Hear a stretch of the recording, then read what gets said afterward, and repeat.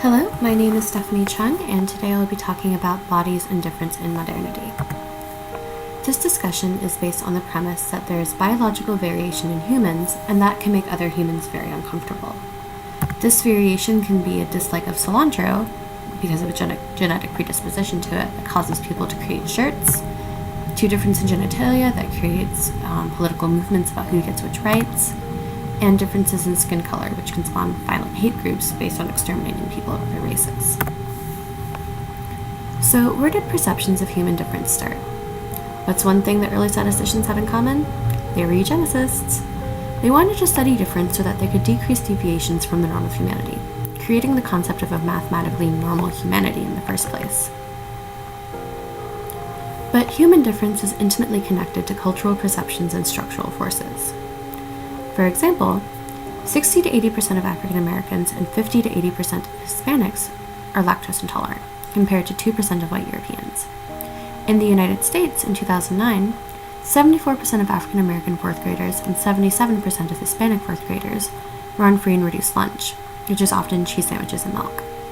Structural forces of institutionalized inequality meant that African American children and Hispanic children are at the lower end of the socioeconomic spectrum in the United States.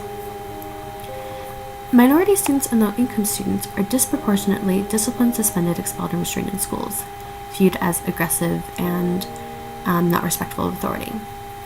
Could it be because such a large number of them are on free and reduced lunch, and a large number of them can't digest that free and reduced lunch, giving them stomach aches and bodily pain? Well, I think that human difference, cultural perceptions, and structural forces all combine to create an environment where minority students and low-income students are viewed in negative lights because of things they can't control. Changing perceptions of human difference can sometimes lead to purity movements. For example, autism could have been selected for by hunter-gatherer societies because autistic traits could have been extremely useful for survival. Spitkins, Wright, and Hodgson talk about how collaborative mortality changed selection pressures in small-scale hunter-gatherer societies by buffering vulnerabilities where they were associated with valued skills. So, valued skills, such as those an individual with autism without intellectual impairment might have, a unique logic and detail-based perception and understanding of the world, which could be very valuable to a hunter-gatherer society. However, in modern American society, autism is often seen as a disability, something that needs a cure. Autism Speaks has been widely criticized for its long history of dehumanizing rhetoric about autistic people, irresponsible financial practices, and unconscionable claim to represent autistic people without including autistic people in their leadership. They've created videos such as I Am Autism, in which they claim that autism will make marriages fail, destroy families, take money, and cause embarrassment at social events. It also compares autism to life-threatening diseases, such as AIDS and leukemia, instead of presenting autism as a sometimes disabling difference in neurology. Autism Speaks looks for a cure to autism. They want to remove autism from the human population.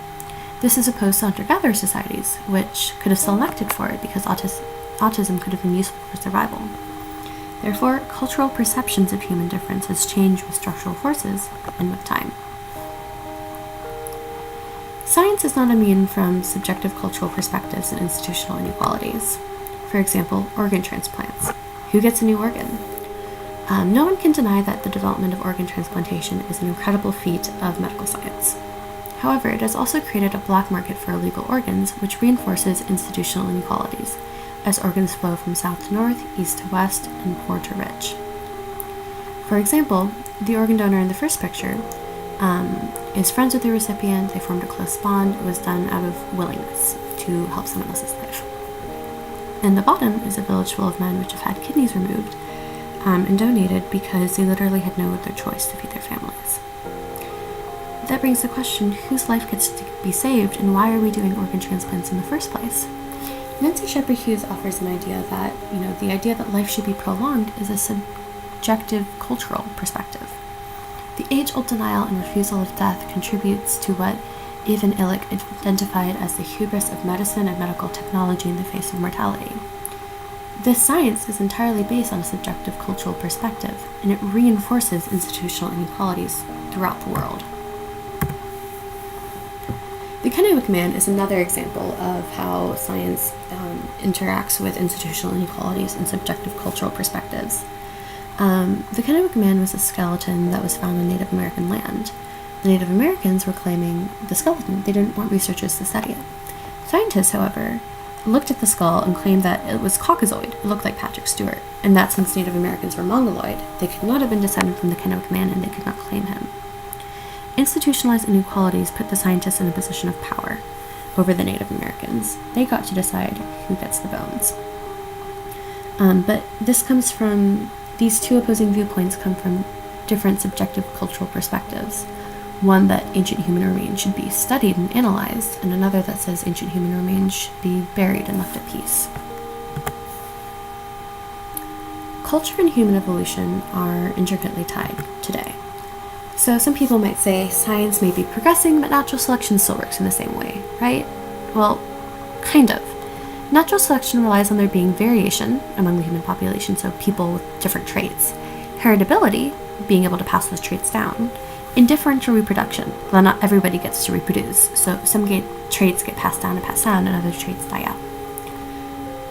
But we aren't competing for whose genes get to be passed down in the same way we were a million years ago.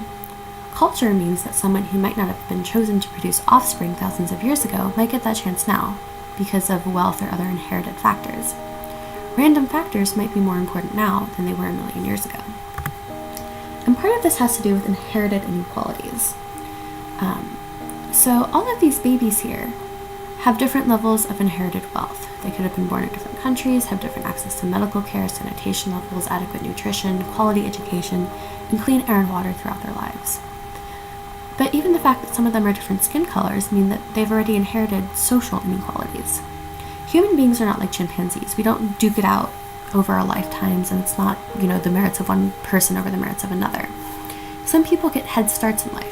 Some people get roadblocks in life for things they can't control, for social constructions that inhibit them in one way or another from being able to pass on their genes. For example, African American males are disproportionately killed by police in American society. An African American male who's killed in his teens won't be able to pass down his genes, whereas a white male who isn't killed by the police in his teen years will be able to. So, in conclusion, humans interact on the basis of more than just science and biology. Culture and subjective perceptions influence how we view differences among humans. Beyond that, culture can even create differences among humans that weren't there a million years ago, and influence how we treat differences among humans or create differences among humans. My sources. And thank you everybody for listening.